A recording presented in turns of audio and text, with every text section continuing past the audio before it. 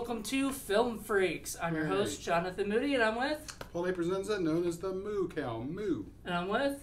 Lenore. Hi. And... Micah.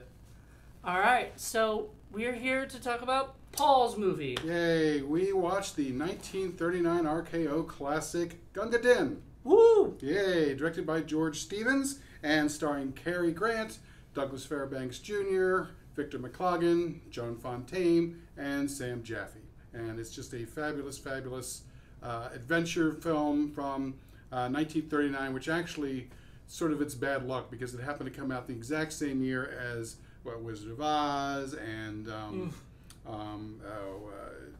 what's the one with Tara and the Civil War, Gone with the Wind, and a few other sort of big movies. So while they probably should have gotten a lot of Academy Awards, that particular year was really rough. Mm-hmm. So, but performances were great. The direction was great. Everything was really, really cool. I'd seen it many times. It was a movie I loved since I was a small kid. But I think this was the first time you guys had seen it. Yeah. Yeah, I hadn't seen it before. I think I might. I think I saw it before, but it's been a long time, so I forgot about it. And I might have only seen part of it before. Yeah. Okay. So yeah, this was a movie that was shot in RKO Studios back in the day for $1.9 million, which was a lot back then. But the box office was 2.8, so it actually made quite a lot of movies. And it was the number 10 highest grossing film of that year. So it did pretty well.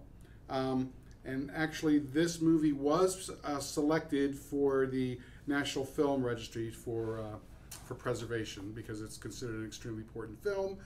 And the guy who did the screenplay, William Goldman, the guy who did the screenplay for Princess Bride, this is his favorite film, and he says it's one of the best movies of that particular period. So, and the plot is a movie. It follows the story that's laid out in the poem written by Rudyard Kipling back in, I think, 1880 something, set in Victorian times in India during the British occupation, and it's, I guess, in the northern part of India, and these three ne'er-do-well friends who are in the army get involved when a cult of Kali starts to take over in the north, and they have to help put it down. And at the same time, they're buddies, and one of them is going to get married and leave the service and get into the tea business, which would be a horrible thing. So there's a lot of kind of screwball comedy that's also in the film. And so it's a buddy film, it's an adventure film, it's an action film, it's a romance film. It's got a little bit of everything. So what did you guys think? You want to go first? Oh, wow. It's an enjoyable movie on a lot of accounts. By modern standards, there are certain things that it falls short of, in my opinion. But for 1939, it's pretty incredible. The choreography, in particular, I think, is the highlight for me. The fighting scenes are really well orchestrated. There's a lot of sort of near acrobatics of sorts, at least for moving around and fighting. It seems it's comedic fighting style, which really wasn't introduced too often back then, or wasn't pulled off very well. That part is pretty good. The introduction to the main characters is something that would have been very idealistic at the time. These three rugged men introduced beating up some random strangers over their own personal... The crooked sale of a map. I personally, not my own cup of tea, but it's fun, and the overall plot changes are pretty enjoyable. There's a lot of altruistic sort of just charging into battle by the main characters, and that part's fun. The cult of Kali is it's a sort of it is a lot of beautiful scenery, and it's I mean, I don't think it's very realistic, but it's It's fun, Well, you know. As far as the cult of Kali is concerned, they were. It was accurate in the fact that they were a murder cult. They did a lot of atrocious things that the Indians had a problem with, and then when the British took over, they had deals with as well. However, the one anachronistic thing is that they would not have, according to the literature I've read, they would not have actually killed foreigners. So they wouldn't have bothered killing English people because it wouldn't have been considered a proper sacrifice to their goddess. They had no problem killing other Indians, but they wouldn't have done that. However, if they had just stuck with the Indians, would the British Army have really cared? Possibly not. So in order to really get them charged up and charging down the hill, they had to kill some of the colonial settlers and soldiers to sort of get them involved. So there's that. What about you, Lenore? What did you think? I'm not sure how much I liked the main characters. I liked Gunga Din. Okay. I thought his death was heroic, and I was really sad when he died. But McChesney, he poisoned someone, and it's treated as no big deal. And he throws somebody out the window, and it's treated like no big deal. And the other guy, he went there with the only intention of stealing. Oh, Valentine? No, the other one, Cutter. Cutter. Who wanted to just steal things. Just wanted gold. And then at the end, they trick Valentine into rejoining the military. I don't think he's going to be staying married long because he didn't even tell his fiance. Yeah. That he was rejoining the military. There's definitely sort of a bromance kind of a thing going on with the guys, and bros before hoes wasn't really a term back in the 1930s, but that's kind of where that is going with that. Didn't you say this was like one of the first bro? Yeah, it's one of the first buddy adventure kind of movies. It really is. So in the way, it's kind of sort of feeling its way along and trying to, Joan Fontaine's character, she might be a little, I don't know, a little underwritten on purpose, I think. She's there to look pretty and to sort of represent a nice, safe, stable life that everybody is supposed to want to have, but these rollicking adventurers, they're kind of like, they haven't grown up yet, so they don't really want to do that. They want to run around and get into fights and get drunk and buy treasure maps and do all this adventure stuff, and that's what it is. That's the charm of the film. It's like saying these guys never really grew up and they're having these rollicking adventures, but at the same time, there's a lot of seriousness too. And I think the cool part of the thing for me is that while the movie sets these guys up to sort of be the adventure-y hero types, they're really not the hero. And when push comes to shove, it's the little guy at the bottom who rises to the top and saves not only them, but saves the whole troop. So, and that's kind of the point of the movie, which I think is pretty cool. Yeah, one of my little favorite scenes in the thing is just in the beginning where they were told not to have Valentine. Valentine was supposed to be leaving, right, and everything. So they're like, "You're dismissed," and he just kind of hangs around because he's used to being with these guys. Right. They're like, "You're dismissed, Valentine." So he's like, "All right." So he takes off and he walks away, but then he kind of listens in because he wants to hear what they're doing. Right. He still wants, and they're both like, "We want him back," and then they get stuck with Higginbottom. Higginbottom. Oh my! Which I kept calling him Higginbottom. Hated him. They just hated him. But why did they poisoned him? They poisoned him. But originally, with elephant medicine. Originally, were they going to poison Valentine? Because there was that line of "Where's Valentine?" Yeah, I think the idea was they were going to go in and wreck the reception by, making the punch undrinkable or make people ill. Okay, not the best idea in the world. It's sort of the thing a dumbass, college kid or high school kid might do. Yeah, it's standard. That's standard sort of sophomore humor. There's nothing I don't know. I wouldn't call it a romance. You can throw in a moment of romance in there, but it's certainly not a romance movie. It's a bromance movie, definitely. Right. It's kind of like Animal House. In a way. This, I could see people, John Landis, when he was doing Animal House, thinking about Gunga Din. I don't know, like it's got a little bit of that to it. So. Right. What were you saying? Oh, well, the other thing I think I would like to say is that, although Gunga Din is displayed as the hero of the movie, I don't actually enjoy the ending with him dressed in fake military regale and displayed as a soldier. But I do like the one emotional transition of one of the characters, which is Valentine's decision to join to go, to continue the just endless journey of battle with his comrades in arms, and that's the pivot that happens, at least internally within any of the characters. The rest of the stuff is all just what they would normally do, which is rush into battle and see what happens. Mm-hmm. Right. I mean, I like how they each have their own little sort of thing. Yeah. McChesney is the rough, tough, no nonsense guy, but he's also got a heart for Annie the elephant. And when he thinks it's stolen by the Tuggies, he's like, "I'll break every Tuggy back in India," because he wants to have his elephant back. He loves the elephant. And he kind of grew on me, but at first I really didn't like him. Honestly, just like Lenore said, he's a little too gruff. He poisoned somebody, didn't care, but so did Cary Grant's character of Cutter. He's a rascal too. They both didn't seem to care that they poisoned their.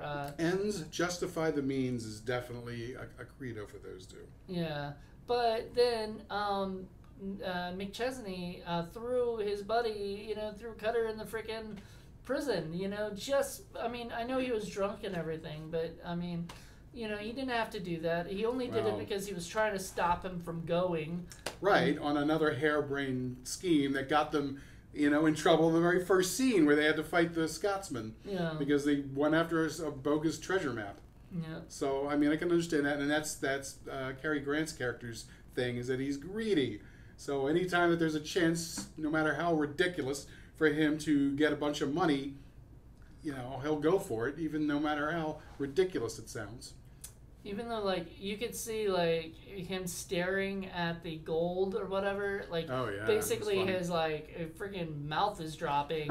His freaking, there's, dollar signs on his eyes, in a way, Pound signs in that case. Yeah, exactly, pound signs in that case. And just, that's all he wants, is the gold. And, it's just...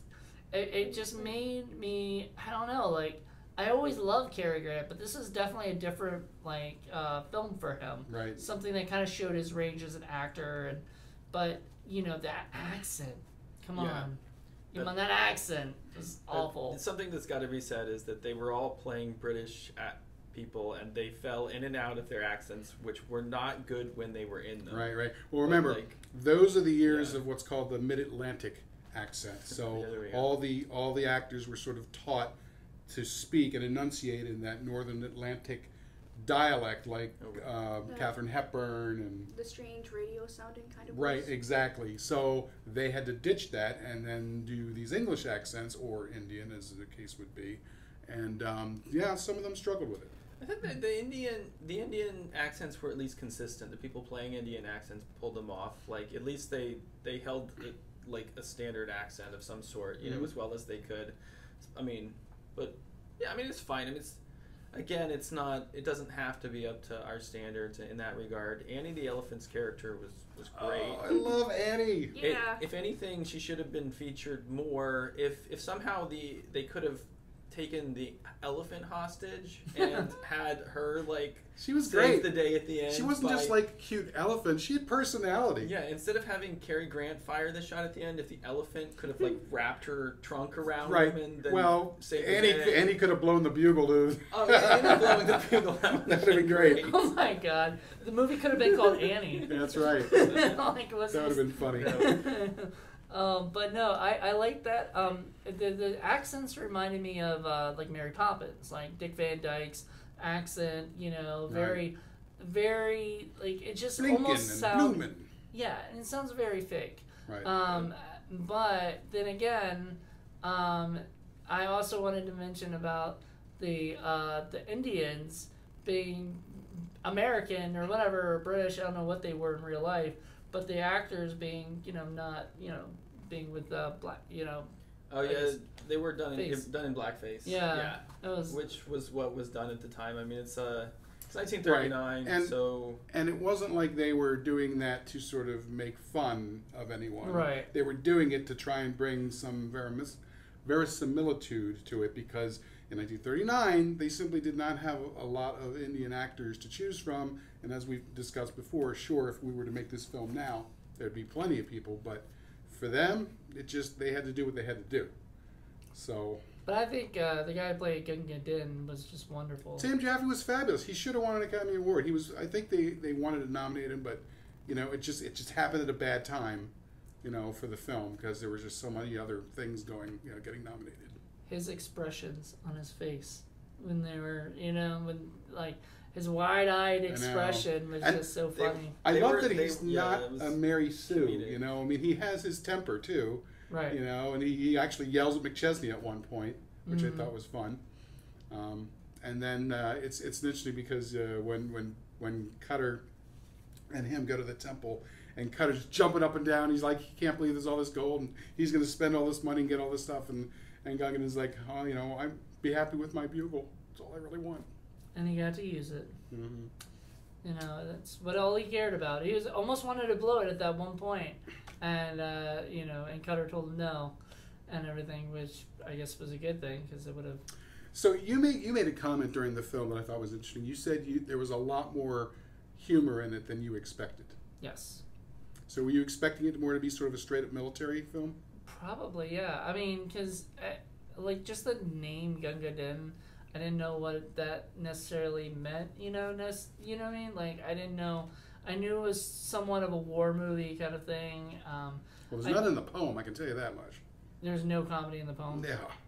Well, I mean, I'm guessing that's Hollywood, basically trying to interest people. Right. And what I liked about the humor in this was it wasn't bad humor, it wasn't stupid, it wasn't silly. It was, like, pretty good humor. It was character-based humor. I liked that.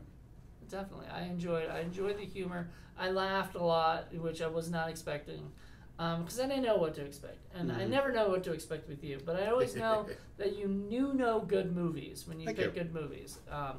So you know bad movies as well. So you know those two different things. And I think you did a really good job picking something that I think more people should know. Like I think you had actually said a comment about how this should be a Criterion film. I think so. And everything. So I agree with you. This should be a Criterion I would film. love to see a Criterion Blu-ray or 4K restoration. Oh my God, yeah. With some like historical commentary because or something. the background where they shot it in California was gorgeous. And I think Gary, who watched the movie with us but had to leave, he pointed out that the place that this was shot was chosen because of its similarity to the Khyber Pass. And in California, it just looked gorgeous. I mean, the sets, the scenic shots were scenery, really well done. And the number of horses they had charging. Oh my God, that was cool too. Yeah, and that's just it. You're never going to get that in a modern film. That's all going to be CGI now because nobody could afford to get those horses like that or the elephants. I mean, you saw the guy was like sticking his hand in the elephant's mouth and his head practically. Man, yeah, that's some ballsy stuff. Like even if it's a trained elephant, that elephant could still close its mouth at that particular time. Or just stomp the hell out of someone if it wanted to. Yeah. And oh man, when Annie lifted her leg up to not put it on the... I was like, that is a fucking well-trained elephant. They were telling, no, Annie. And she was actually listening to them. It was like... that I don't ever see elephants in movies much. You just don't. Right. Well, the insurance for that would be astronomical today. Yeah. You'll never see that. Yeah.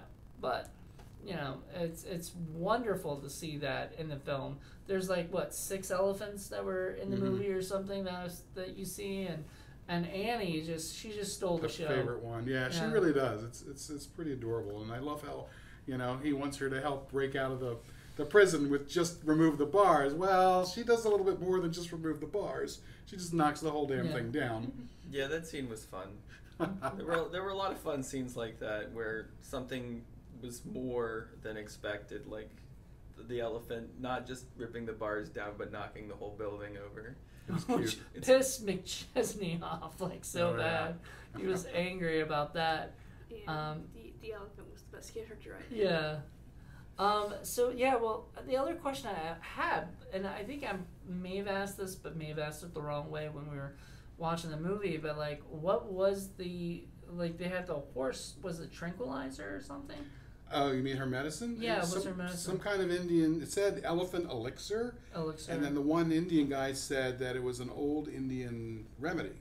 Remedy. Okay, but nobody knows for what. No, it's probably a MacGuffin of some kind. Because she fell right after. At first, right? Yeah, and stuff. And I even looked at you and I was worried because I thought that was it for the elephant. And then you're like, oh no, she's still alive. Right. Yeah, and then they pour it into the punch and poison that. And poison Mickey. Boys will be boys, I suppose. I know. I didn't really because I just saw it as like an Animal House kind of scene where they're gonna poison the people, but they're not poisoning them. They're just like knocking them out. They're supposed to be in the military. I know, but even military people are rapscallions, I guess. Oh yeah, and look at what they're doing. I mean, they're buying Going to treasure heaven. maps and trying to go for gold temples and looking for sunken barges with emeralds. Well, that's just get Cutter. rich quick. Because Mick Chesney does not want to do that. He's like, I'm serious. We're not going to get in any trouble anymore because of your shenanigans, basically. Right. He's saying that to him. And he's like, come on, there's gold, we can get the gold. And the funny thing is, he does it in such a way that you can't help but liking him. I mean, he's such a rascal. He's the fluffer of the group. He's just, you just can't help but let him do his thing, Yeah. It's funny. I really liked Cary Grant, but I also, like I said, it was a different role. It was not. I'm used to seeing him be like the leading man, stuff. His Girl Friday or any of the Hitchcock in the stuff. Hitchcock movie, right? Yeah, stuff like that. And then here he is. He's kind of one of the guys, right? He's not the normal smooth, suave guy in a tuxedo, talking all kinds of wonderful, lovely words to women. He's a roughneck. He's a roughneck, blue collar soldier. What about that scene? Cockney soldier. The fight scene in the beginning when the guy took a freaking the chair. The chair to him, and he's just like, it didn't hurt him, but he starts like knocks the guy out. And like through a window too, or something and then the guy's like, "Hey, let that guy go." Take your hands off him. Take his hands off him. Yeah, the action was slapstick. The motions were. It was kind of. I mean, it's not as good as like Jackie Chan, but it was Jackie Chan type comedy for the age, where a lot of the actual comedy is coming from how big and how ridiculous the fight scenes are and the movements, and how invincible the people are. But it doesn't verge into being a cartoon because consequences happen. People die, people get wounded, people bleed, people are in pain. You know what I mean? Even our heroes get shot and bayoneted. My goodness. For a second there, I thought you thought they were dead when Gunga Din gets bayoneted and Cutter gets bayoneted and shot. Right, I thought they were dead. I thought, oh my God, uh-oh. And that would have just turned a different tune for me. I wouldn't have been happy with that. Which everybody always complains, oh, we want dark endings these days and stuff like that. Back in the 30s, they didn't like those. That was a depression. They wanted to make people, enjoy and have a great time. Right. So I enjoyed it too. I was wanting these guys.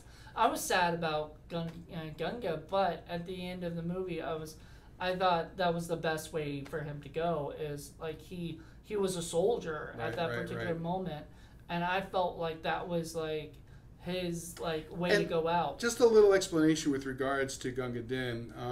He is part. You have to understand, India, especially in those days, and I'm just talking about the 30s. I'm talking about in the Victorian era, is an extremely hierarchical society with the caste system. And he's coming from the lowest of the low, what they call the untouchables. They're literally people that are not allowed to be touched because they're considered just filthy people. So they have basically no lives, no chance. They have nothing.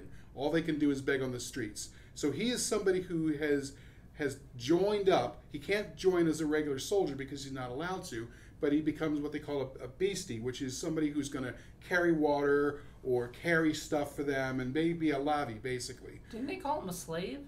Well, the one guy called him a slave. The evil guy the guru called him a slave. He's like, I'm not a slave. I'm a beastie. Oh, okay. He's like, he actually has like a career, a career path. He's getting paid. You know, for somebody at the lowest end of the caste system, this is like a big deal to him. And so he really throws himself into it. Now he aspires to be more. He's always trying to sort of become. He wants to be a soldier. He's got the bugle. He pretends to march around and he does all that stuff. And you can tell Cotter likes that, and he wants to see him succeed, and he's always helping him, saying, "Oh, you want to salute like that, and you want a couple inches in, and you know what I mean." He's helping him along, and it's one thing to sort of dream about it, but he actually gets his opportunity when the time comes to really step up. And not only does he step up, he steps up in a way that's better, braver than everybody else. Yeah.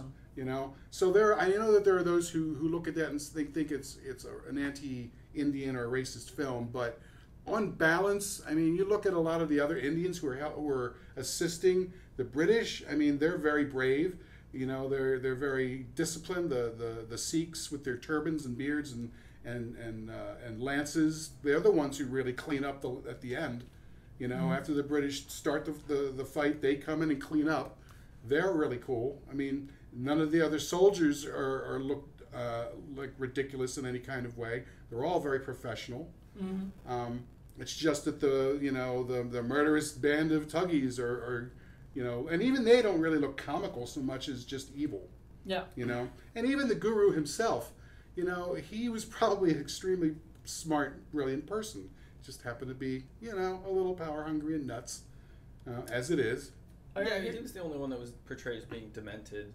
And, I think what would have been really awesome, too, is if sort of Gunga Din was like, I mean, he didn't just earn a spot in the military, but if he earned a spot, like this trio of, like, three guys being the, like, we're the, we're a troop of awesomeness or whatever is what they're, the bromance going on. So, like, that Gunga Din sort of, like, was part of the bromance. Like, he was the side character that earned his way into the bromance. Right. Even though he has to die to do it. So.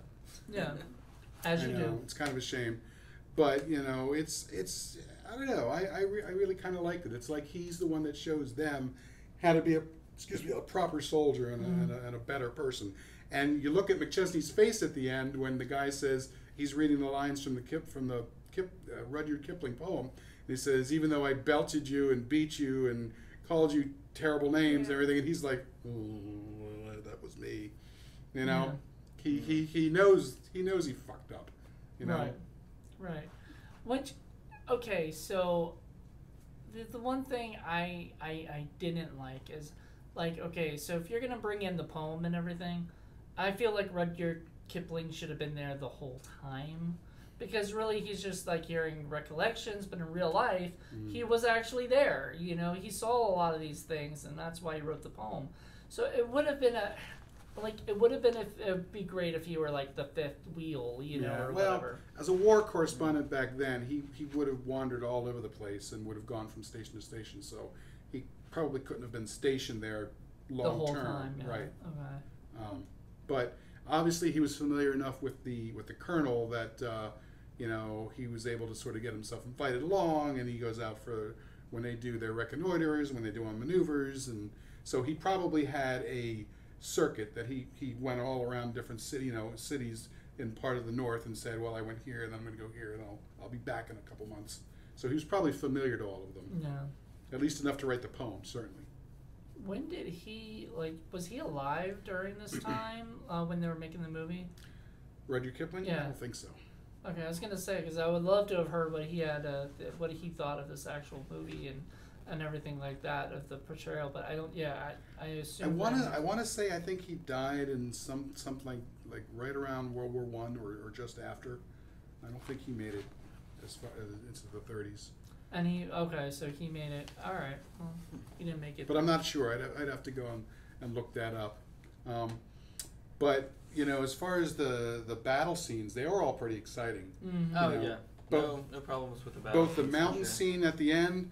And then the really cool, remember I was mentioning, it's kind of like a D&D adventure when they go into the town and they have to fight in the rooftops and in the streets, and they're fighting with dynamite and they're blowing up stuff, and then they have to jump over the cliff into the water, and he was really cool. It was a lot of fun. We didn't talk about Douglas Fairbanks much. Right. Swashbuckling Douglas Fairbanks. Which I feel like they didn't have enough money to pay him because, like, as much as everybody else, because he's not in it as much as the other two guys. You know, but he's still, I mean, he's got a great character. Yeah, and he gets to do some swashbuckling. He gets to do some sword stuff because remember he's Captain Blood and he's Seahawk and a bunch of the other really big pirate he's a movies big pirate in the 30s. guy. So, and I think he also does Robin Hood. I think he's one of the early Robin Hood guys. So yeah, he was wonderful. I always remember seeing on TV all his swashbuckling movies and everything, and to go back to Princess Bride or whatever, I feel like Princess Bride with the way Carrie Elwes looked like him. He swashbuckled like him. Mm-hmm. So there was, I think, really William Goldman put a lot of just, you know, that thought of this is what I want this to look like and everything. And Rob Reiner, you know, fulfilled that with casting him and stuff. It's like Andre the Giant is McChesney and what's his face? Inigo Montoya is Cary Grant. Oh my God. And there's actually a scene that reminded me of Princess Bride. There's a scene where they're at the wall, you know, and they're like standing at the wall and everything. That is actually in Princess Bride, is like there's that, now in this movie they're getting shot at, you know, or whatever with the wall. But in the actual movie, in the Princess Bride, they're talking and everything, and he's waking up from his things. I think there's a lot of, you know, and you can say the same thing about this movie that you can say about Princess Bride, which was the Princess Bride line in the beginning of the movie says, like, there's action, there's adventure, there's romance, there's, you know, all the romance, there's bromance, but true love, miracles. Yeah, true love, cute animals, miracles pirates, are definitely miracles. Fencing, fighting, sword punch. play. Yeah, punch. I'll try to stay awake. And I think this movie kind of also is like, you know, like that. And clearly, this movie had an influence on Steven Spielberg too, in Temple of Doom and all of that. You know, I never really cared for Temple of Doom. I thought it was a bad film. I think you don't care for Steven Spielberg much. I don't, but I did like the first Indiana Jones, even though it's not real archaeology. But that aside, it's an adventure. It's a 30s style adventure, pulp adventure movie, which is exactly what Gunga Din is too. I like Spielberg's. What's the Japanese movie? The Land of the Sun. Rising Sun. The Land of the Rising Sun, is that one? The one with the child that gets stuck in the Japanese concentration camp. Oh yeah. I really love that movie. I forget the name of that one. I know what you mean. It's oh no, Rising Sun. English boy, you come now. I don't know what it. Yeah, that movie. That was a good movie. I really enjoyed that movie a lot. Oh, Empire of the Sun. Empire of the Sun. Yeah. So, and you know, Schindler's List is pretty good too, but that's. You know, different. I'm a big Spielberg fan. I don't care. No, that's all right. I like all. But clearly he's trying to channel in that 30s kind of stuff or the feeling into Temple of Doom. And there's a lot of stuff when you actually go to the temple that they're in or whatever. There's a lot of Temple of Doom stuff in there. It just doesn't have that irritating little kid. Yeah. Well, I don't know. I liked him. I like, you know, to draw in the kids so he can sell. I think that was why I liked him when I was a kid. You know, but he was in Goonies, so you know. Wait, who was in Goonies? The kid from Temple of Doom. The one Dr. that Jones? no more love, no love, Dr. Jones. Yeah. Everybody loves Goonies. But yeah, he was and that's why he got Goonies is because of Steven Spielberg. Well, you know, the kid who plays Mikey, like I love that he wasn't in anything, and then he was in Rudy, and then he's suddenly in Lord of the Rings. You know, Sean like, Astin. He's Stranger Things. Stranger Things. Yeah, that's true. He's huge. He's huge. You know. Well, he is. He just had like nothing for a really long time, but everything he chose was really epic. Yeah. And while you know Douglas Fairbanks Jr. was a star at the time, he didn't quite rise up as far as Cary Grant does. Cary Grant becomes the star of his era. And then, of course, this is right before your movie, Rebecca. Joan Fontaine is the one who plays the wife Emmy, and this is the role she took right before that film, which is interesting. It's interesting because I honestly think like she's definitely a throwaway character. Like almost any actress probably could have played that role, and it's not because she's not a bad actress. You know, it's just like the character, and as you said earlier, it was like underwritten and everything. Probably, on purpose. Yeah, probably because like the whole idea is they wanted to focus on the guys. Right. So when they kind of bring in the girl, it's only to just kind of distract from the main plot. It's like a B plot. Her thing is to be, beautiful and to represent home and hearth and responsibility. Now, for their part, they don't make her stupid. They don't make her an idiot. She's the one with common sense. In fact, she's the one who only has the common sense out of the whole group. Yeah, there's nothing wrong with her. She hasn't, Yeah. And she clearly sees what he either doesn't see or doesn't want to see, is that the friends are engineering everything behind his back. And she's not fooled at all. She's pretty. Yeah, she's like, you didn't sign anything. And he's like, right. First thing she says. Why would you ask that? Right after she asked him if he like she said something about lying. Yeah. And he was like, "Oh, I would never lie to you." And then she asked that question. He's like, right. Why would you ask me this question? She's always got pointed questions, straight to the heart of the matter. She's no dummy. She is no dummy. But the main characters want to be dummies.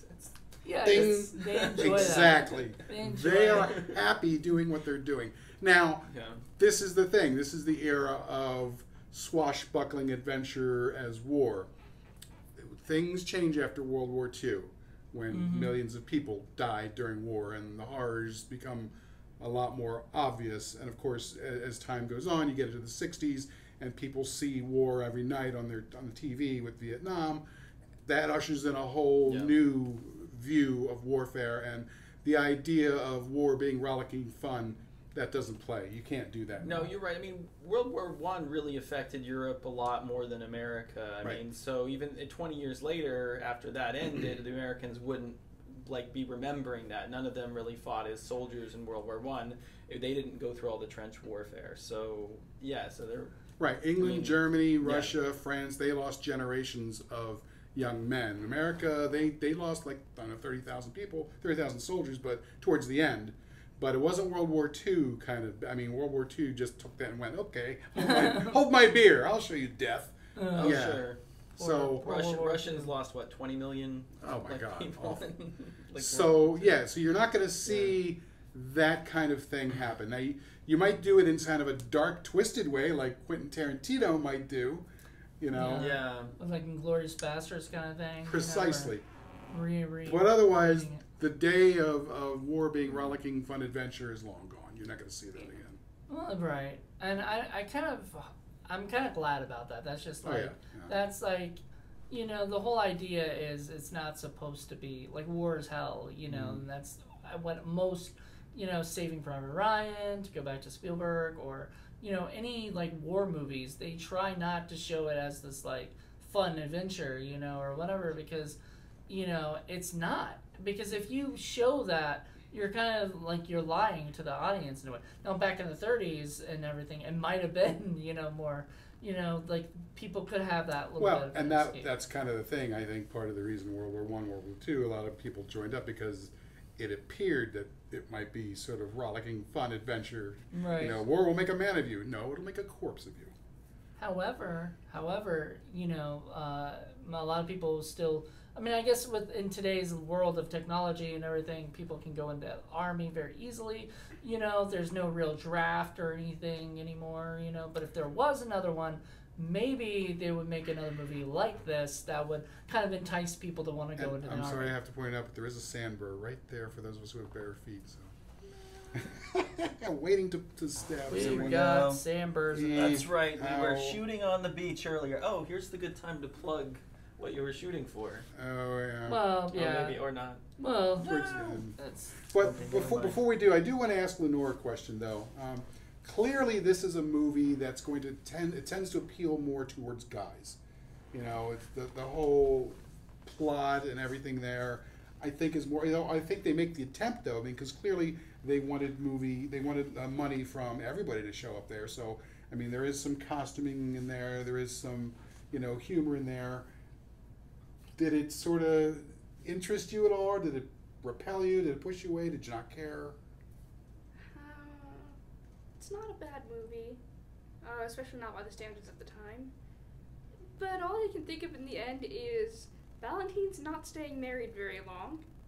Although I don't think divorce exists yet, so probably he's not going to get married to begin with. And the other thing I could think of is, if he dies during his next tour in the military, his friends are going to really regret that. Ooh, that's true. Yeah. That's true. Actually, part of me is thinking that if he does die in the second tour, the wife, fiance, I don't know if they're actually married at the end, fiance, wife. Fiance. It'd be a really cool movie if she gets revenge on them.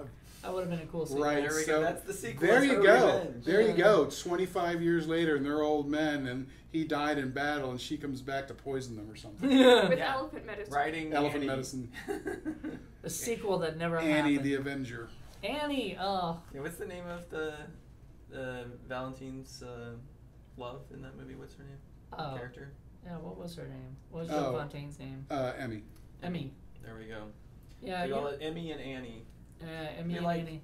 Thelma and Louise, but elephant and female version. So And- I believe this movie got re-released to the theaters in 1952, and either right before that or right after that, they did a Rat Pack version of this. Oh, wow. With Sammy Davis Jr. playing Gunga Din. And it is terrible. Absolutely terrible. There is a remake of this movie? Yes. Wait, Like so I only know about two members of the Rat Pack, and that was Frank Sinatra and Sammy and Davis. Sammy Davis Jr. and there were a couple other ones. Dean Martin. I Dean think. Martin was in it. Dean Martin played the Cary Grant role. Oh my god. Yeah, so they So who did Frank Sinatra play the Mick Chesney role? he played Cutter, I believe. Oh, Cutter. Okay. Yeah, and yeah, it came out. It was bad. It was really bad. Oh, Really, yeah. really bad. That I'm not sounds sure any horrible. member of the Rat Pack was really a good actor. No, they They were all weren't. singers, weren't they? But they were great alcoholics. They were one of them. They could drink. They could drink and they could party. But yeah, they made this, and I can't tell you why. Wait, so that exists somewhere? It exists somewhere. YouTube it. I very rarely it would pop on like, I don't know, TMC or something like that back in the day. Should Wow. watch that one and have another one of these and call it Gunga Don't. Yeah, very Gunga good. Don't. Yeah, please don't. Oh my goodness. Was amazing. So That's anyway, horrible. I'm glad that I had a chance to show this film off. There are some sort of modern critics who look at this, I think, from a too modern a perspective, and they kind of bring in other stuff like colonialism and racism and all this other stuff. And I'm like, it was just a product of their times. It was not pushing a particular agenda other than to entertain people and have a fun time, in my opinion. So there was a part where you wanted to debate something with him. So Right. you guys want to get into that now?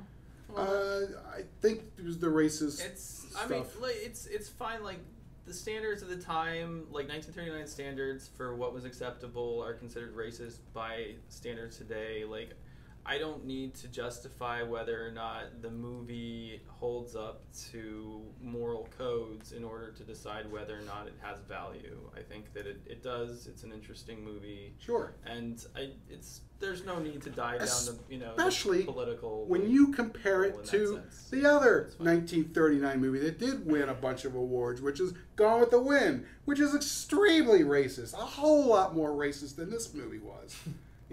Worse, much, much worse. And a much, And longer. oh my God, and a much worse film. It's so melodramatic. It is a terrible movie, in my opinion. Just awful. Like, and yeah, the depiction of black people and that, and the whole repainting history because, slaves were happy being slaves. Well, a bunch of crap. That is an offensive movie to me. Was Selznick a Bruckheimer of his day? That's how I paint him. That's what he wanted to do. Make these big, huge, giant, empty-headed blockbusters. Well, I don't know. I own Gone with the Wind. I've never seen it yet. I need to watch it at some point just to say I've seen it, and everything. It might not be like a Film Freaks level kind of thing, but it's highly regarded as like an AFI top. Oh, sure. Whatever. So I don't know. A lot of people if it's, love it. We in my history class, we saw some scenes from it. Oh yeah, what did you guys talk about? We hated it. I'll Yeah, bet. okay. Yeah, it's an awful We movie. also saw a Which lot of movie? like World War II propaganda with Daffy Duck and stuff. And then, the other big movie that came out at this time, I wouldn't say it's racist, but I can't say that I love it, and that's Wizard of Oz. I just, it just never got me. I never liked it. Doesn't Wait, depict the green original people one? very well. Yeah, Or small people. Yeah, or small people like. Oh well, Or yeah. There we flying go. monkeys. Oh well, all the stories of how the, the Munchkins were treated on that. That's right, I've heard. Have been not been The small people. Yeah. Yeah, Little people. or Is poor this the Munchkins. original one, the one in color? Right. I think Yeah, so. it was in black and white, then turned to color when they get to. And be- just, oh my God, so much odious singing. I just couldn't stand it. Oh, but I mean, we watched that in history class. I mean, I really enjoy that movie. I I like don't know. Wizard of Oz a lot, I'm not gonna so- participate in it. Was I a think, trash movie, but that beginning scene. I mean, I'm sorry, but there's never been anything like the Munchkin Land, like that opening. I mean, Yeah. the Lollipop Guild. I love that song. Yeah. I know you might. Oompa Loompas would kick their ass. They probably would. Probably would, but So, just because they're I used to didn't- pushing I things. didn't watch The Wizard of Oz for history. It was part of an economics class. Really? That's Yeah. curious. Yeah. He said the teacher said the whole thing was an allegory for the movement that was starting in farmlands regarding like silver and gold coins and currencies. Huh. I don't remember all of the Okay. details. What? Wow.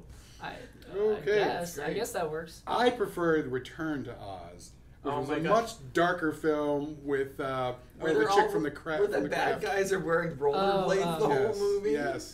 What's her name? Feruza Balk. Oh yeah, Feruza Balk. I love that Oh, my movie. goodness. That was cool. That was a Where weird. they have the dark lunchbox trees. movie.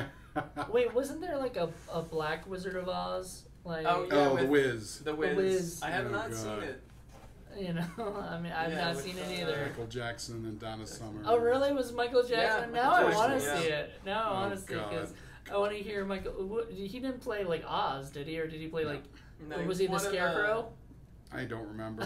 He was one of the 4 people marching down the yellow brick road. Oh, so he's Yeah. one of them. Wow, he could. That was I don't. the I don't one. see him as the Tin Man. I It see him was more a as the Scarecrow. Disco Wizard of Oz. No, that's fun though. But anyway, getting back to this film. Back to Gunga Din. Compared to the other 2 movies, it was far less racist and far more adult oriented, even though it was more slapsticky and Yeah, more more slapstick. and balanced in my silly at times, but like the silliness kind of It's more elephants.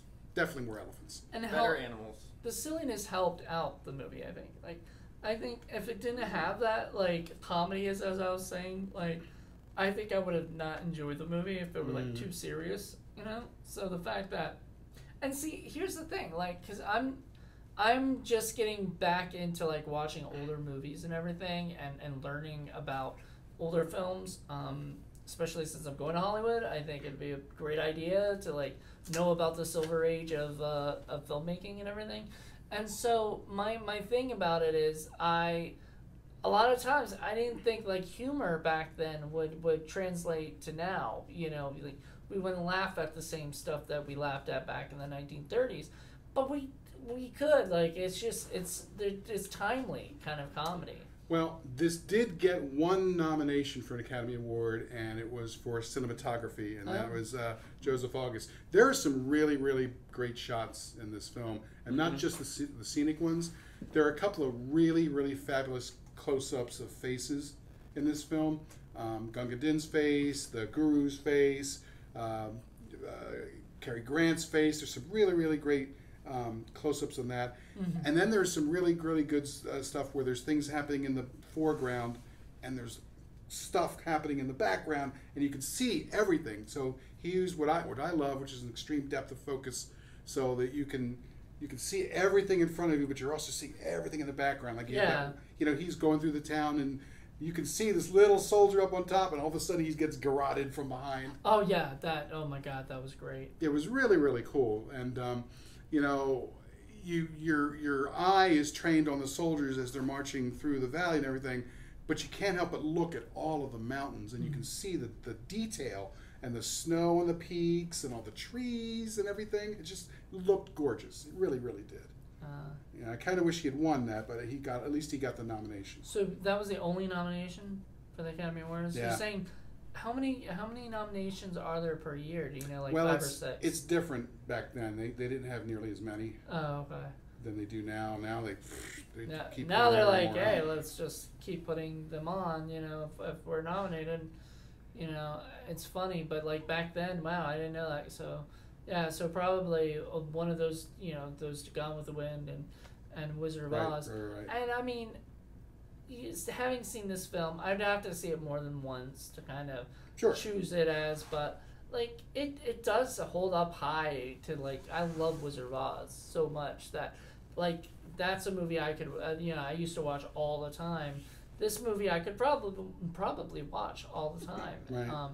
Which is surprising. Like when we did Matewan, I don't think I could watch it all the time. I could watch it every now and then, but I couldn't watch it a lot. You know, this movie I feel like I could watch a lot.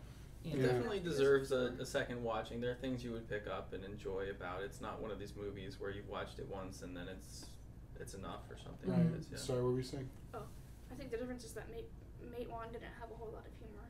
Yeah. It had some, but It had a it couple. was subdued. This It wasn't a movie very funny subject. It wasn't fun. Yeah. This movie was continuous humor. I mean, it's not. It's a comedy. It's Right. a solid comedy, Well, in my opinion. Think about it as it compares with Gone with the Wind and with Wizard of Oz. All three of them are escapism. Escapism at a time when life was just terrible for a lot of people. You know, the depression had ended, but it was the tail end of it was still there. Wouldn't stop really until after World War II. Yeah, it was a chance for people to sort of get away from their troubles and, in a very different way, provide entertainment than, say, the other two films. Right. So. Yeah, it was a more realistic kind of thing than the fantasy level of Wizard of Oz. I think Gone with the Wind is a little bit more realistic as well too.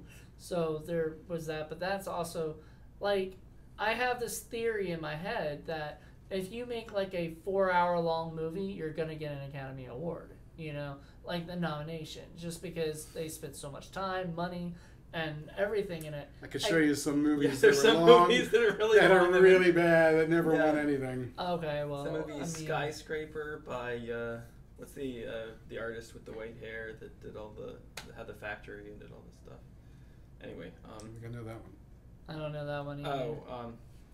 never mind. Not the Rock one. Right? Andy Warhol Oh, shot a Andy movie Warhol. called Skyscraper, and it was 7 hours of going Oh, up the God. side of a I mean, come skyscraper. on. Well, I'm saying more like Hollywood stuff. Well, I mean, I love whatever. some. I mean, being able to sustain a full, longer story, tell a longer narrative is great, and I think that's what's happening on like Netflix and things like this, where you've got like mini series and short things where you have 10 hours basically of something that looks like it's a continuous Well, film, but hold that thought, because one of the movies I intend for us to be doing for season 2 of Film Freaks is going to be Barry Lyndon, which is over 3 hours long. You should do it for Criterion Watch, because it is a Criterion. Yeah, well, I might do it for Criterion Watch, Yeah. but I definitely want to do it.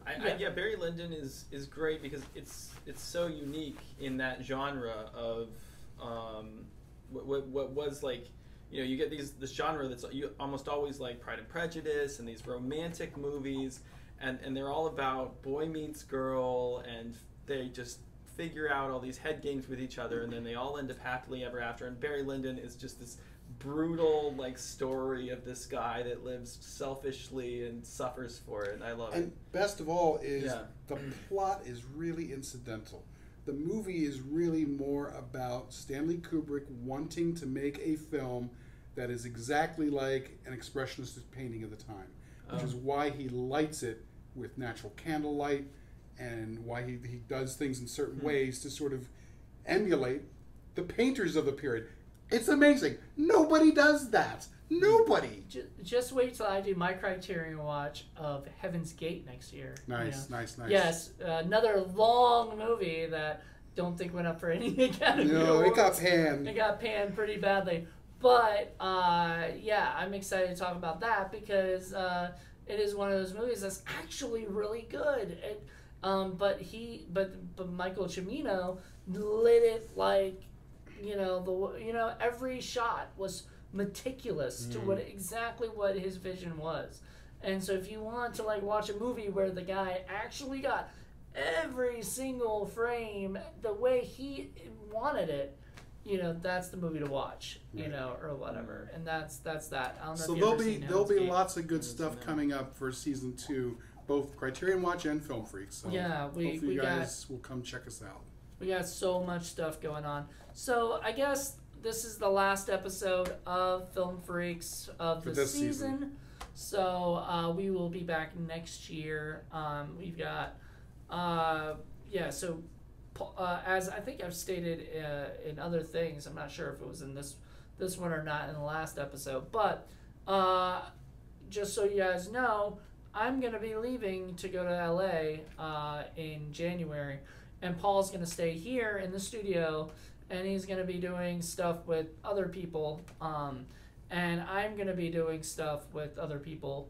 And we're going to be doing it separately. Yeah, we split our assets in half during the divorce, half 50-50. 50-50. But the coolest thing is the first month of January, you will be seeing me and Paul back. Like, it will not be, we're going to completely just cut it right then. He's coming up to Hollywood with me, so when we go up there, we're going to do a bunch of videos and stuff. I'm sure I will earn my star on the Hollywood Wall of Fame. Jay and Bob did. Yeah. They just got one. So I thought you could purchase them. Yes, you can. you can. So if he wants to purchase one, go ahead. There you go. Buy one of those. But they're expensive. Yeah, I might just leave like a piece of gum or something. Okay, yeah, a gum with your name that. on it. There you go. Or a cow sticker. Do it. But you gotta do it on somebody you don't like. So you don't ruin somebody's one you actually do like. So that's pretty much what we're gonna be doing. We want to thank you guys so much for a great season. Sorry we only got 4 episodes out. I think we wanted to do more, but just so much going on. There's so much going on, and it was really hard to kind of fit things into our schedule. But we did, and we finished it. And we had a couple other episodes. They just weren't videos. Oh yeah, we did, didn't we? Right. Well, we're going to release them. We're going to release them on video. It's just going to be like a podcast video thing of. Right. So there will be 2 more. I think there's Halloween is one. Yeah, Halloween was one of them, and Ed Wood was the other one. Yeah. So there you go. And those might end up being like another one that we redo as a video or something with other people, and everything. I'm sure when you're out in Hollywood, you can pigeonhole Johnny Depp and get him to sit down, and you can do a Film Freaks video with him. I wouldn't do Ed Wood if I had him. I would do something he wasn't in. I would want to find out what Johnny Depp's favorite movie is, and that would be what we would do the Film Freaks on. Fair enough. But that's if I can. Favorite movie? Wow. Yeah, I would wonder what his favorite movie is. Johnny Depp, if you're watching, tell us what your favorite movie is. I'm sure he is. He follows. I mean, Fear and Loathing in Las Vegas was great, and I'm really glad that you shot Hunter S. Thompson out of a cannon. So tell us. Yeah, definitely. I would actually. That's a Criterion film, so that could be on our list for one of the seasons of Criterion Watch. So yeah, like we said, basically, Paul's going to be doing them here, and I'm going to be doing them out there. So half we'll and half.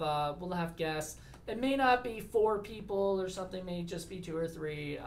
But you never know how many will show up. So we'll definitely have Todd the Cow here. Not for mine. Sorry, I can't cut him in half. No. I don't think Paul would like that much. Not at all. No. And we won't have Lady back, which unless we do one more in June when I come back to visit, we will be doing a Film Freaks. So she might be back for and one episode. Hopefully you guys will come back at some point. You never know. Yeah. Never know. So hopefully you'll be around and stuff for sure, and you show up and come by and everything. So thank you guys. This is awesome. Thanks for hanging out, being part of our Film Freaks family. Being part of the Film Freaks family. So if you like us, check us out on Twitter, Facebook, Instagram, and check us out on sickflickproductions.com. YouTube. YouTube, and also I think there's a link or something on the Indie Film Cafe website, right? About Probably, it. yeah. So just check out indiefilmcafe.reviews. All these different awesome stuff that we're doing. Also, I think there's going to be a link down below for our Indiegogo for My Girlfriend the Serial Killer. That's going to be our first feature film Please that we're donate. We working on. appreciate it. And we've been working on another teaser, so hopefully something cool will be a coming soon. And maybe you'll see a couple familiar faces. You never know. Maybe. Familiar bodies, anyway. So hopefully you'll see something like that Dead bodies. in the next week or two or whatever. When this is released, I think you'll see more stuff going on. There you go. Thank you guys so much for checking this out. If you guys enjoyed it, please subscribe and give us a thumbs up. Film freaks. Film movies we love. Movies that we love, because we're film freaks. There you go. So Bye, everyone.